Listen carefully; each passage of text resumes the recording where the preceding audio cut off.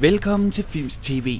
I denne uge er der biografpremiere på actionfilmen Colombiana, som har en veloplagt og røvsparkende Zoë Saldana i hovedrollen som en hævngerrig lejemorder.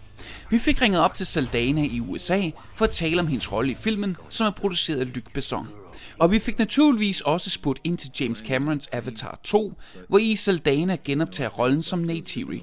Men vi lægger først og fremmest ud med at anmelde ugens nye premierefilm. Den fredsommelige dyrepasser Griffin Keyes vælger at falde på knæ for sin smukke kæreste Stephanie.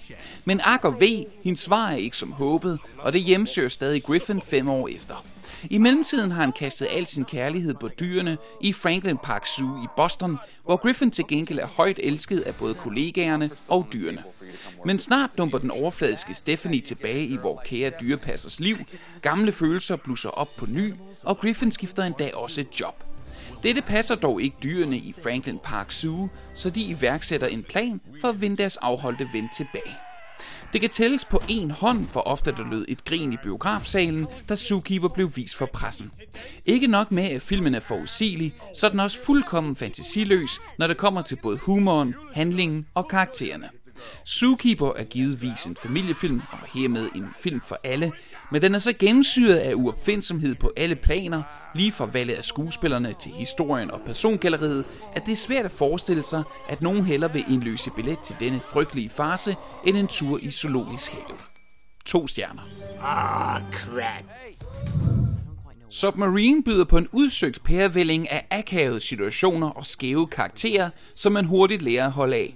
Samtidig har Alex Turner, forsangeren fra det britiske band Arctic Monkeys, leveret et velspillet soundtrack til Submarine, der glider lige så let ned som selve filmen. Richard Ayoade's spillefilmsdebut er på en gang forfriskende og original, men samtidig dejligt genkendelig for alle os, der mindes teenageårenes bøvl og frustrationer.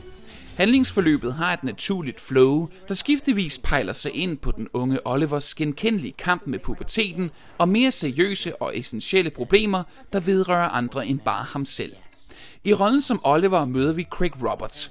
Med sin britiske kølighed og charme forekommer Roberts perfekt til rollen som den noget selvoptaget, men stadig usikre teenager.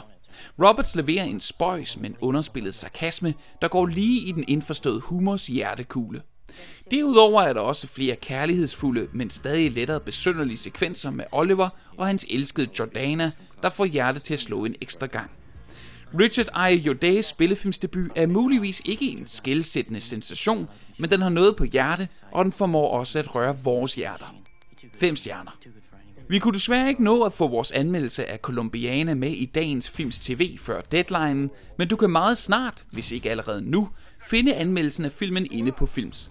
Det er Søren Ilved, som skriver anmeldelsen af Olivier Megatons film om den både smukke og dødsensfarlige lejemorder Catalaya, som er ude efter hævn for mordet på sine forældre, da hun var barn. 33-årige Zoë Saldana er efterhånden et velkendt navn i Hollywood. Hun gjorde sig for alvor bemærket med en birolle og en velplaceret lussing i den allerførste Pirates of the Caribbean fra 2003, og i 2009 havde hun hovedroller i 2 af årets største blockbusters, J.J. Abrams' Star Trek og James Camerons Avatar, hvor hun både lagde kropsbevægelser og stemme til den heroiske hævngerrig. Saldana har uddelt tæsk i lange baner i adskillige storstilede actionbrag, og derfor lignede Colombiana på papiret et perfekt projekt for kvinden, eftersom Luc Besson var blandt filmens manuskriptforfattere og producer. Franske Besson har tidligere udtænkt heldinder som Lilo i Det femte element, den snarrådige og forældreløse Mathilde i den blændende Léon, og så naturligvis også Nikita i den trendsættende franske thriller af samme navn. To get a phone call from your agent telling you that Luc Besson is in town and he would like to meet with you, for me, that's an amazing call, because this is a director that I grew up watching all of his films, from The Big Blue to obviously Nikita and Léon, and to know that, he's interested and he liked what you did in Avatar, and he would like to send you a script to see if you like it, and you read it and you're like, oh my God, you feel very humbled by that. Now, just in recent years, you've done Avatar, you've done The Losers, and now Colombiana. That's some tough ass action flicks. My body aches if I just run up 2 flights of stairs. Don't you ever get exhausted? I do, and I actually felt it when I got back from shooting Colombiana. I think I slept for like an entire month, but it was because I was coming off of a year that last year was so beautiful, but it was back to back, where I was still touring for Avatar, and then we had award season, and then I'm prepping for Colombiana, and then I'm shooting that movie for 3 months in 4 different cities, 3 different countries, and by the time I got back home, my body just collapsed and I slept. Have you considered doing something maybe a bit more quiet, a bit more downbeat? Oh my God, of course, every other movie. That you want it to be very low key, but my main goal in my career and in my path is to always keep challenging myself and to go towards the unknown and play a role that is completely different from the one that I just played before, because that's how I feel that I'm growing as an actor and as an artist.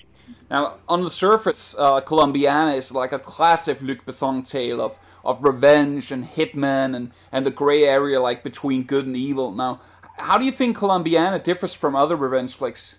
I think that this character is very broken. She's a very fragile character, and that's why she covers all this fragility and this vulnerability with this hard shell, and that's what I feel that sometimes action movies lack. It's that they just lack a little bit of heart, and they're just nothing but crash, boom, bam, and you never see the hero or the lead character sort of compromised or feeling broken or hurt. And we're human beings. No matter how skillful we can be with a gun or anything, we're still going to be normal, and we're going to be susceptible to pain. And trying to understand that, I feel like it gives the audience a better opportunity to dive into the ups and downs of a character that has a struggle, Like you said, it's a broken character, and it's definitely also one of the most gloomy characters you've played, far removed from Neytiri and Uhura in terms of just moral ambiguity, and that must have been fun to play. Yes, and this was a very different character. I've never played a character like that before, a character that feels so much hurt and so much pain, and anger and hate. And it was a bit nerve-wracking. By the time we wrapped the movie, I was very happy to put Cataleya to rest for a bit, because it was intense. You carry out this stress because you're living on this high note, on the inside, but I'm glad I did it. Were you ever worried about taking the character to such dark places that the audiences would be unwilling to follow? Of course, you always want to make sure that you bring justice to your character and you don't overdo it or underdo it, But the one thing that I wanted to be very honest about was I didn't want to compromise or be apologetic with the kind of violence that a subject like revenge would entail, just because you're seeing it through the eyes of a woman. She chose this world, and she's just as lethal and just as dangerous as any man would be. So I didn't want to compromise the violence, which sometimes we don't like to see women getting hurt in films, but by removing the fact that it's a female and it's a killer, you're treating this story fairly, Has there been any actresses who have inspired you in the past to get where you are now? Oh, yes. From, Sigourney Weaver and Linda Hamilton. When I was younger, those are the films that I was watching, and Pam Grier. Let's not forget Foxy Brown. She was a very physical, agile person in the films that she did in the 70s. And also, Angelina Jolie, Jessica Biel. These are actresses that, even though we're all the same age, relatively, they like also portraying roles that are physically demanding, and I have a great deal of respect for them for that.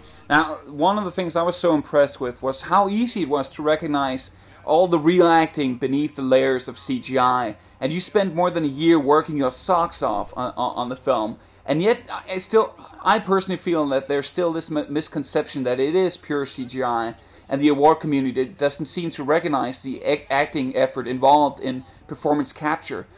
Is that something you feel as well, and is that frustrating? I wasn't upset.